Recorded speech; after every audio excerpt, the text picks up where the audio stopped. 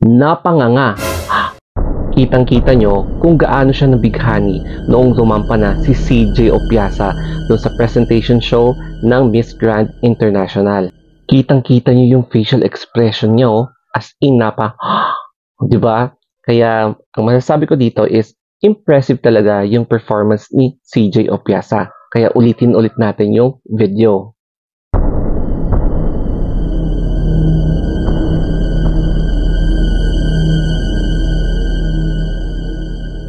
Pinalakpakan talaga dito si CJ Opiasa ng isang fan na yan matapos siyang ibuka ang kanyang bibig.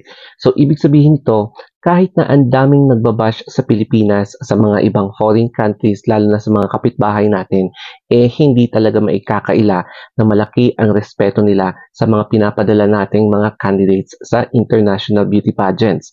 Aminin natin yan or aminin nyo yan.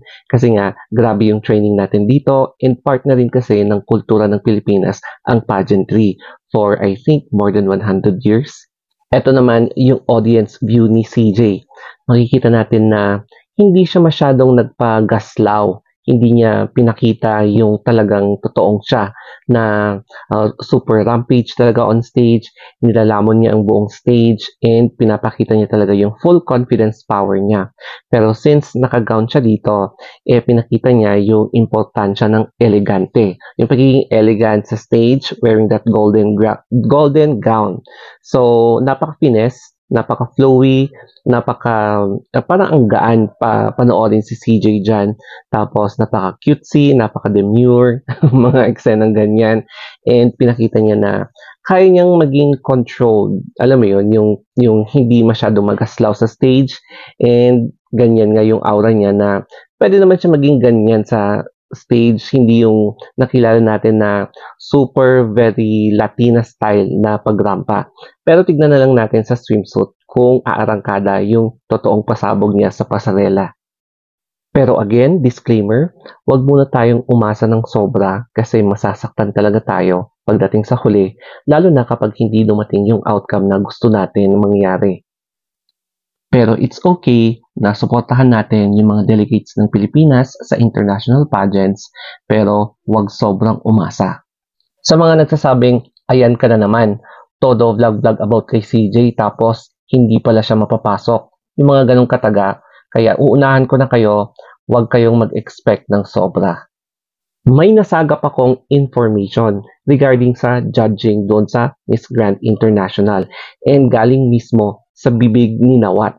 So dito, minute ko muna and yung nasabi na noon na beauty, body, and brain. Yan yung isa sa mga classic qualifications na hinahanap niya. And then ngayon, with business. Kasi alam naman natin na you can sell by using your own platform, your influence, and pagiging isang beauty queen.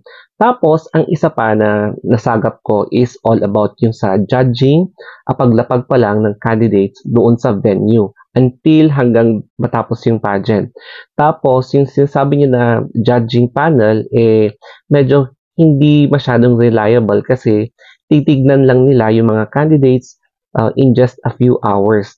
Kaya nagtalaga siya ng team of staff para i-observe one by one yung mga candidates doon sa competition. So, malalaman niya kung sino yung may attitude, sino yung maarte, sino yung laging nagko-complain, sino yung hindi dumadalo sa mga activities, and minus points yung mga yon. Maganda yung mga feedbacks after ng presentation show. Kaya lang, wag muna talaga tayo maging kampante kasi kapag nagsiset tayo ng expectations tapos hindi mamimit yung outcome, masasaktan lang talaga tayo and mababash na naman tayo. Ayan ka na naman, yung mga ganong eksena. Pero syempre, hindi natin maikakaila na parang maraming may bet kay CJ. So hopefully consistent yung pag-bet sa kanya and nakikita naman natin yung outputs ng ibang mga pageant pages wherein katulad ng Sash Factor na ito na isa si CJ na mukhang aabangan ng mga fans for the next days to come, especially sa mga pageant vloggers. And in this case, mukhang magiging mabango ang impression para kay CJ dito sa edition ngayong taon ng MGI. Nung sumali si Samantha Bernardo, nagustuhan ni Nawat yung kanyang performance, yung attitude, syempre, tsaka nakikisali siya sa lahat ng mga activities or halos lahat ng mga activities sa MGI. Kaya isa siya talaga sa mga walang palya at nakapenetrate sa semifinals.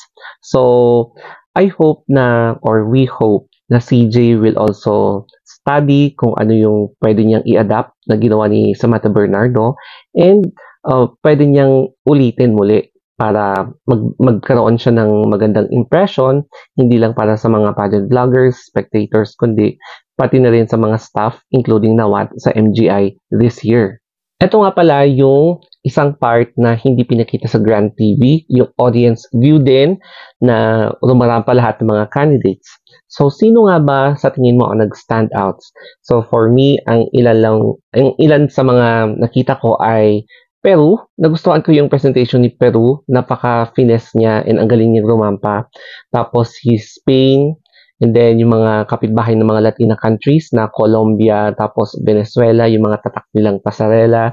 And then dito naman yung mga kapitbahay natin, yung isa is Indonesia, yes. In fairness, okay din yung rampa niya. And then si India. Ayan, si India, iba yung dating ni India. Tapos pati si Myanmar, mukhang prepared talaga siya. Tapos pati na rin si Malaysia. And then sa Europe naman, ang nakita ko si France. Ayan, okay din yung pasarela niya, yung overall look niya. And then, pati na rin si Brazil. So, ayan ilan lamang sa mga napansin ko and pwede pang madagdagan pa. So, that's it for my recap sa press presentation show ni CJ Opiasa. So, once again, wag muna tayong umasa para hindi tayo masaktan sa huli. Lalo na kapag biglang yung ina-expect natin hindi yun yung naging outcome niya. Okay, so that's it guys. Thank you and have a nice day.